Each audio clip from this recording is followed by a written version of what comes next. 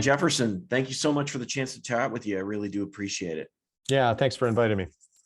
Well, I mean, Cosmic Dawn is really something. It's fascinating. It's great. Um, I was just wondering where you got the idea for the film. Well, I had originally wanted to write something. I had this idea that I wanted to write a film about a satanic cult that lived on an island, and these people end up on an island, and anyway, it was like a whole different thing. And at the time, I was living in Vancouver, and I was writing sort of at this coffee shop, sort of sporadically every once in a while. I go in there and write. And I would notice this woman come into the coffee shop sort of on a regular basis, and she'd always sort of invite herself to sit down with different people. And she was sort of like this character in the world of this coffee shop. And I noticed after a while that most of the people that she was meeting with were younger. She was maybe in her late 30s, early 40s, and the people she was meeting with were maybe in their early 20s. And she would sit down and talk with them, and sometimes it would end in tears, and she would be consoling them, and I was like, what is going on? And then one day she came and asked to sit down with me, and so she sat down. I was just curious because I'd sort of seen this. I wanted to know what this woman was all about, and she was from this group called Radiant Rose, which, you know, whether or not you want to call it a cult, I don't know. They would probably push back on that, but it's a group in Vancouver. And she sort of started telling me about it, and I was, you know, not interested. I was interested in sort of who she was and what this group was all about, not interested in you know, joining them. But so then that I just thought that was really kind of interesting, especially because I was trying to write something sort of, you know, that existed in a world like that, although in a much sort of darker place. And then that led me to sort of research about Radiant Rose, and then that led me to Eckankar, and then that led me to Source Family, and then to Sannyasins, and, you know, all of that, and then the Moonies, and so I started reading about all of these groups, and it sort of it changed into something different, and I knew that I wanted to make a genre film because that's really what I'm kind of interested in doing, is working within that world. And so that sort of got transmuted into a UFO cult. That's really interesting. So in the development of the story and of the world, it sounds like you did a lot of research into cults and these sorts of things. I was wondering what surprised you about them. You know, I don't know if surprise would be the right word, but what was interesting to me is like, why are people predisposed to believing in this set of beliefs, right? So I'd always look at like what these set of beliefs were, and sort of what did these groups offer? You know, I mean, you can look at I guess the more sort of traditional religions, and you know, they offer salvation, and they offer, you know, all of these different things, right? But what do these other groups offer? Sort of what is the sort of theology of these groups, you know, like what do these beliefs grow out of? What is required of the followers?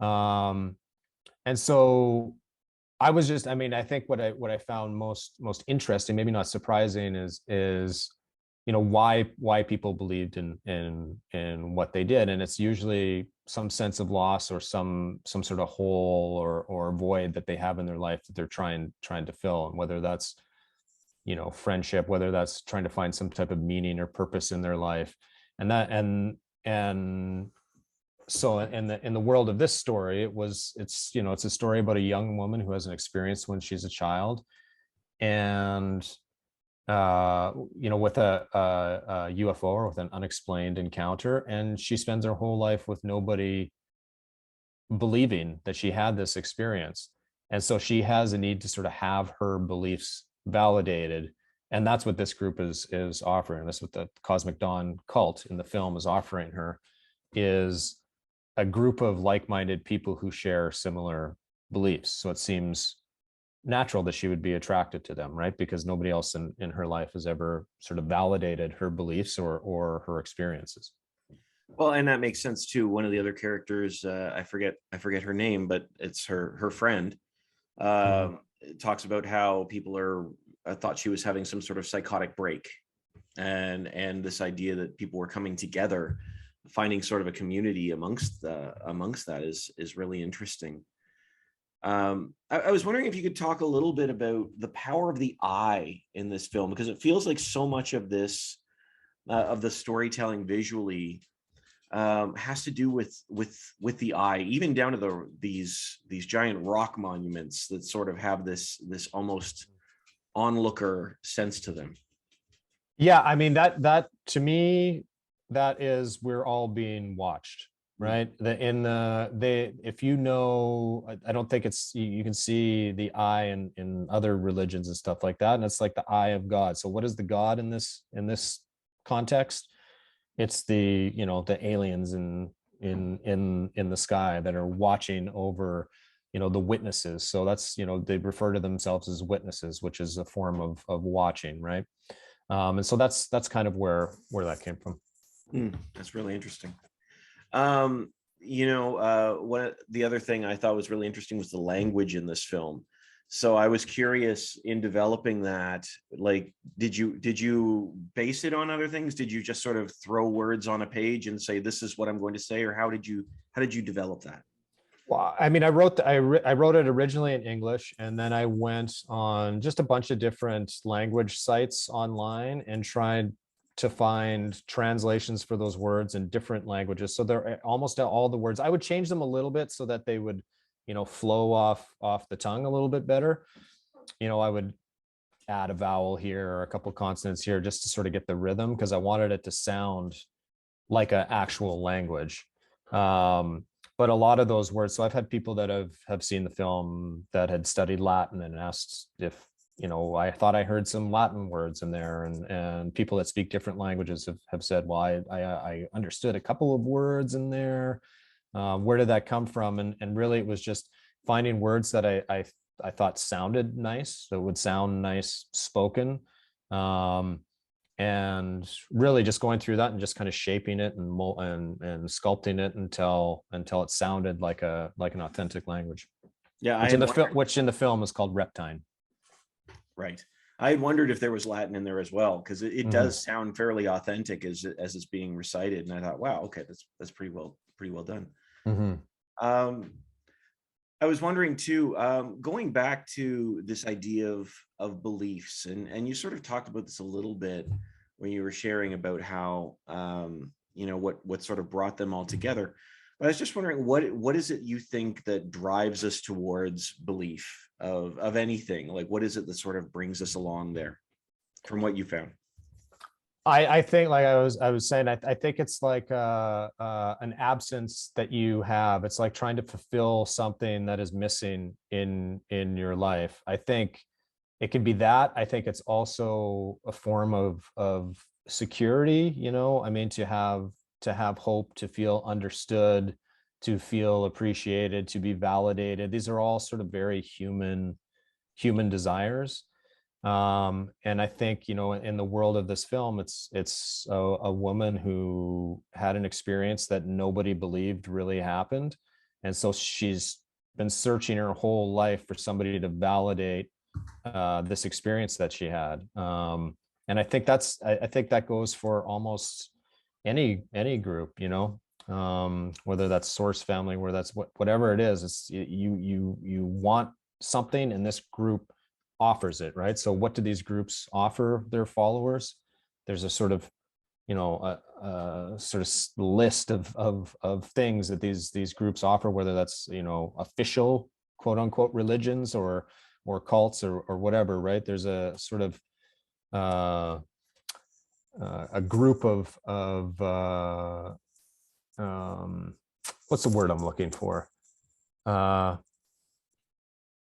they offer people something, right? And that is usually pinpointed to larger goals of the groups, particularly with cults. So Jefferson, one of the things I was wondering too, as we start to wrap up, is what you're hoping audiences take away from their experience of Cosmic Dawn. Well, I mean, I think the film is about belief. And I think, one thing that I haven't mentioned here, but I did have a similar experience when I was younger. I saw sort of unexplained lights in the sky when I was about 12 years old at my grandmother's ranch in southern Saskatchewan. And it was only me and my grandmother that witnessed it, and everybody always sort of explained it or rationalized it or whatever.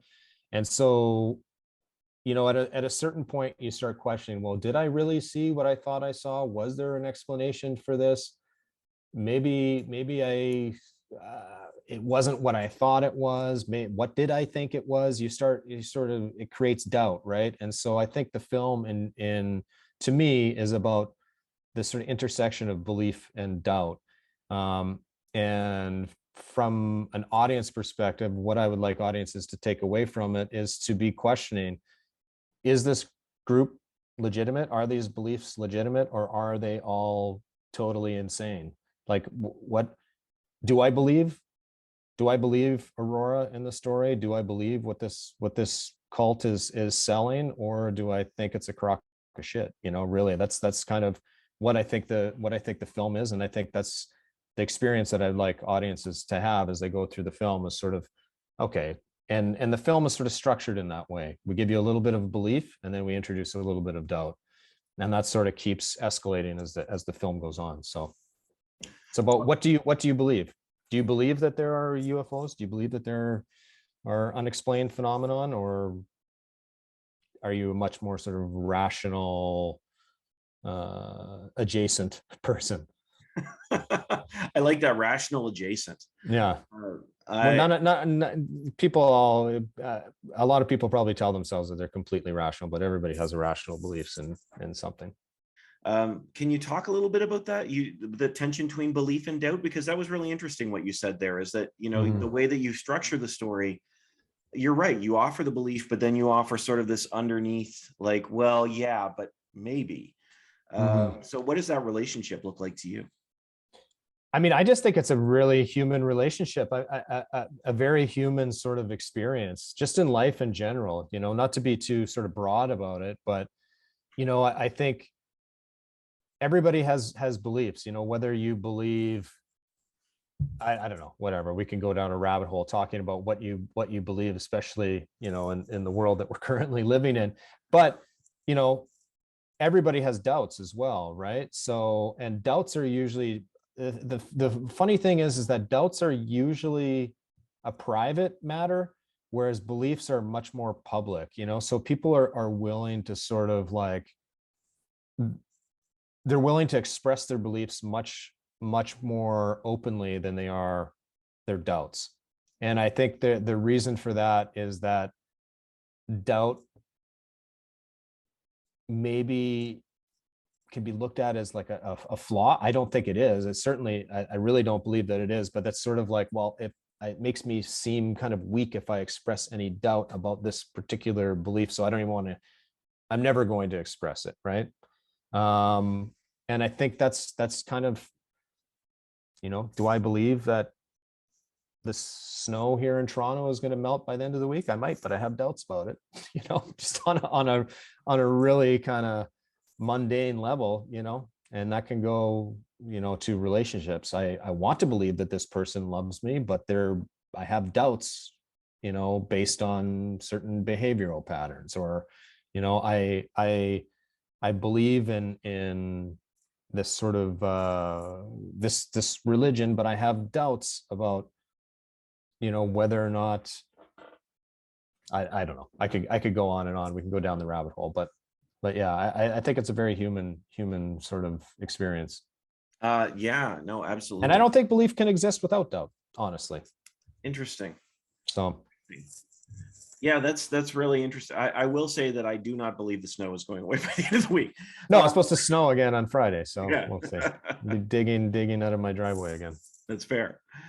But no, that is very interesting. Yeah, you're right. Like there is sort of a negative spin put on doubt. But this is such a tension too. I mean, whether it's belief, because belief and empirical evidence are almost they're held in tension of one another.